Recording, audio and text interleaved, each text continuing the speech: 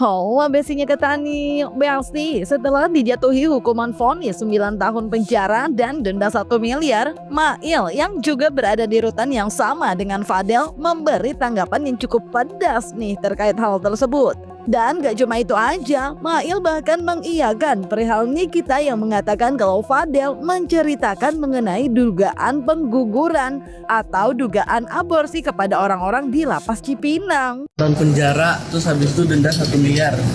Makasih ya, geng. Bye. Emang dia ya udah ya? Iya, udah. Gimana mungkin tanggapannya kemarin? Ya, Min. Apa? Gimana tanggapannya? Tanggapan Mail cuman ya udahlah lu jalanin aja.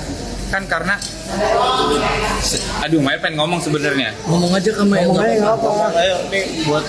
Kalian penasaran kan gue di sono ketemu apa enggak? Tadi kan Niki udah bocorin dikit sih. Apa? Katanya Fadel cerita ke Sel soal Loli. Iya. Cerita kok. Yang masalah ngegugurin juga dicerita. Terus apa? Dia ketemu Mail juga gitu nggak berani negor. Mail kan orangnya bertengger aja begitu kalau lagi di lapangan. Ada Mail yang menghindar gitu. Oh, Tapi terakhir dia ketemu, dia minta maaf. Itu sebelum dia vonis tuh. oh, Selasa kemarin minta maaf langsung sama. ketemu, dia minta maaf, katanya maafin gue gitu. Terus dia bilang, lu ngapain minta maaf sama gue? Lu minta maaf lah sama maknya, kan gue bukan maknya gitu. Tetapi gue jelasin juga kayak mau kayak gimana pun Loli itu gue tahu dia itu dari dia masih balita gitu. Jadi gue tahu sifatnya tuh anak gimana. Tapi puas nggak sih Mail sama putusannya, ya, vonisnya si Fadel sendiri gitu mungkin? Dia Puas mau nggak? ngajuin banding ya? Iya. Yang semoga aja nggak naik tuh. Thank you ya Mail. Ya, vonis Fadel yang telah dijatuhkan belum lama ini memang tak hanya banyak disorot warganet, tapi juga beberapa konten kreator dan selebriti, salah satunya Satria Mulia. Dalam unggahan di akun TikToknya, Satria Mulia menyebut kalaupun ternyata apa yang dikatakan oleh kuasa hukum Fadel itu benar terkait dugaan kehamilan Loli sudah terjadi ketika di Europe, menurut pendapatnya Fadel hanya tumbal. Namun juga salah karena kenapa mau ikut-ikutan terlibat dalam masalah tersebut. Terlebih Satria yang juga membahas perihal tabur tuai yang disampaikan Oya Abdul Malik, kuasa hukum Fadel. Bagi Satria hal tersebut diduga bisa aja dari korban Fadel yang pernah ia pukul, namun kala itu ia tidak dipenjara. Hingga akhirnya menuai karmanya sekarang di penjaranya dalam kasus lain katanya. Ya, kita lagi istirahat sidang Niki. Tadi sidang Niki ada TikTok juga. Kita lagi makan di restoran Aruma. Ya. Jadi sidang tadi itu ya, kita bahas Fadel aja dulu lah. Dah ya, sidang Niki udah banyak ya. Kalian nanti nonton di infotainment aja. Ya, tadi kan Trans TV wawancara gue. Mungkin tayangnya besok atau nanti. Nah, menurut Satria Mulia gimana sih kasus Fadel ini? Nah gini, kalau yang gue lihat dari statement pengacaranya tadi malam ya, kalau itu memang benar bukan kronologis yang dibuat-buat, gue simpulkan berarti ya si Fadel ini tumbal. Nah salahnya si Fadel ini, kalau dia memang mengetahui kalau Loli itu sudah membawa itu dari Eropa, kenapa dia ikut campur mau jadi pacarnya si Loli? Terus dia itu ikut seperti dalam kasus pengguguran ini, dia tuh ikut gitu loh. Nah dari telepon-teleponan dan chatting-chattingan antar Loli dan dia gitu. Harusnya kalau gue jadi dia ya, kalau orang ada bermasalah ya menjauh aja ya kan Mbak ya. Itu kalau ada orang masalah ya takut ke bawa-bawa gitu. Itu sebenarnya. Jadi kasihan si Fadel kalau memang benar kronologisnya sesuai yang dibacakan nama si pengacaranya. Kadang kan pengacara ini kan di media dia ngomong begini, ternyata asli nggak begitu, kadang bohong begitu ya. Tapi kalau gue melihat ada karma dan tabur tuai di sini. Hidup itu kan karma guys. Apabila kita memperlakukan seseorang itu baik, maka karmanya baik. Apabila memperlakukan seseorang itu jahat, maka karmanya juga jahat. Nah, kalau nggak salah si Nikmir itu kan pernah bilang kalau si Fadel ini pernah terjerat kasus pemukulan 2 kali, tapi dia tidak dipenjara. Ini gimana nih hukum Konoha ini, ya kan?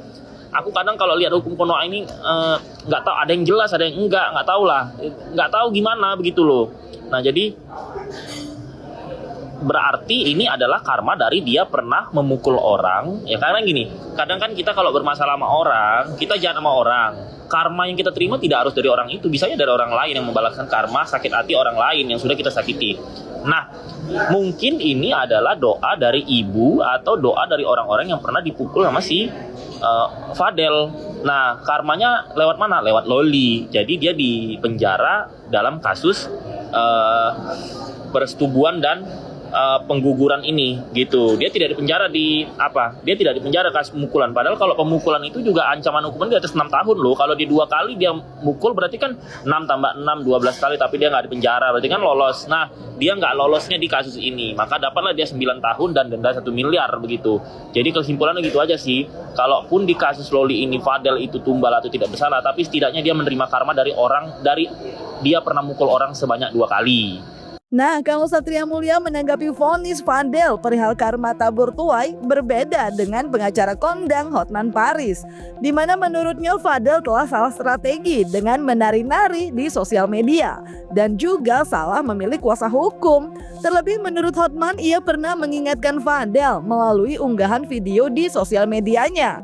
Ditambahkan lagi oleh Hotman, perihal Loli yang disebut kuasa hukum Fadel diduga telah hamil sebelum sampai di Indo. Menurut Hotman, inti pidananya adalah hubungan intim keduanya yang diakui. Apalagi kasus yang pernah ia tangani juga pernah mirip dengan kasus Fadel dan memang hukumannya katanya sekitar 9 tahunan juga cenah. Lalu bagaimana ya dengan upaya menikahkan keduanya, Besti? Seperti isu yang sempat ramai di mana diduga hal tersebut dikabarkan bisa meloloskan Fadel dari jeratan hukum. Fadel. Ya itulah contohnya. Ya. Apa contohnya, Bang? Saya di awal kasusnya Fadel, kan saya pernah bikin video. Jangan kamu nantang-nantangin, jangan kau nari-nari di medsos, padahal kau punya kelemahan. Ya, padahal kau punya kelemahan. Karena apa? Waktu itu sudah cukup bukti bahwa dia berhubungan intim dengan anak di bawah umur. Itu pidana. Sudah bilang jangan nantang-nantangin, jangan di medsos. Dapat pengacara si botak lagi. Dia salah strategi lah. Berarti bisa dibilang dari awal sudah salah strategi ya, Bang? Sudah orang udah tahu kelemahan, kok masih nantangin nari-nari di medsos. Ya jelas salah lah. Dari waktu dia begitu ditunjuk, saya udah bilang kau pasti akan dapat bencana. Saya udah ngomong gitu, ada videonya kok. Pasti kau kan, karena itu udah salah. Udah jelas-jelas mereka mengakui ada hubungan dengan anak di bawah umur. Kok malah nantangin padahal itu pidana. Berat lagi hukumannya puluhan tahun kalau dari segi undang-undang. Fakta persidangan sendiri kan bahwasanya Loli itu sudah hamil, diduga sudah hamil dari UK, Bang, ya kan, dan melakukan intinya bukan itu. Tindak pidananya kan bukan soal hamil, tapi mereka ngakui nggak hubungan intim. Itu dulu. Ngaku nggak? Jawab dong. Ngaku, Bang, 10 kali. Kalau sudah ngaku itu pidana tersendiri. Tanpa hamil pun pidana itu. Makanya saya itu banyak benar cewek 17, 16 yang naksir sama saya. Ya akhirnya apa? Tunda dulu deh, tunggu 2 tahun lagi gitu. Dengan putusan sendiri 9 tahun penjara itu seperti apa, Bang Cuk? Itu memang rata-rata begitu. Saya pernah laporkan juga seorang laki-laki di Kopi Joni gara-gara saya pernah laporkan kasus serupa dapat 9 tahun juga. Makanya kan ya. Dapat 9 tahun juga kasus lain. Kalau dengan kuasa hukumnya yang baru ini kan akan melakukan banding, apa akan mendapat intinya dia ngakuin enggak. Keadaan itu kuncinya begitu, dia ngakuin enggak bahwa dia melakukan hubungan intim dengan anak di bawah umur. Kalau itu ada, sampai kiamat pun itu akan kena. Bang, tapi kan dari pihak orang tua yang laki-laki ingin melakukan perdamaian dan cara menikahkan. Itu tidak bisa, karena itu tidak pidana umum, nggak bisa lagi. Tapi terlambat, it's too late. Tapi pihak Sudah terlambat. Makanya itu permintaan dari nggak bisa lagi, udah terlambat. Berarti bisa dibilang semua Sudah upaya. divonis nggak bisa. Berarti semua upaya yang akan Udah nggak bisa lagi, udah nggak bisa. Sudah nggak bisa. Oke, Bang. Yap, meskipun Mail sempat menyebut harapannya perihal upaya tim kuasa hukum Fadel untuk banding dengan mengatakan semoga hasil bandingnya nanti tetap sama, namun hal tersebut sepertinya tak akan merubah keputusan kubu Fadel untuk tetap banding agar Fadel mendapatkan hukuman yang lebih ringan atau sesuai dengan kesalahannya aja. Terlebih menurutnya kliennya dalam kasus ini telah mendapatkan fitnah yang keji. Saat preskonnya, yang membongkar fakta persidangan, menurutnya Loli diduga telah melakukan hubungan badan dengan beberapa orang di UK. Ditambah lagi, perihal bayi yang diduga diaborsi telah dikubur Fadel pun membuat Oya bingung kenapa fakta tersebut diabaikan, cenah. Usia janin yang dilahirkan antara 20 sampai 28 minggu dalam kandungan atau kurang lebih sekitar 5 bulan usia janin. 20 sampai 28 minggu, kita tarik mundur 20 minggu. Antara bulan Januari atau Februari sudah hamil. Di mana bulan Januari dan Februari beradanya Loli? Loli berada di UK. Bahwa dari pemeriksaan keseluruhan yang dilakukan pada tanggal 19 September 2024 dan 30 September 2024, berdasarkan hasil pemeriksaan USG, rahim didapatkan hasil bentuk dan ukuran normal sehingga dapat disimpulkan bahwa sudah terjadi pengeluaran janin minimal 6 minggu sebelum pemeriksaan.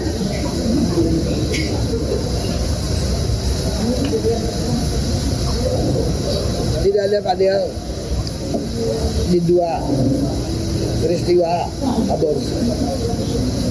Bahwa faktanya dalam persidangan Fadel mengakui ditelepon saat sudah selesai terjadi pendarahan. Kemudian yang kedua dia ditelepon, dikasih tahu janinnya keluar.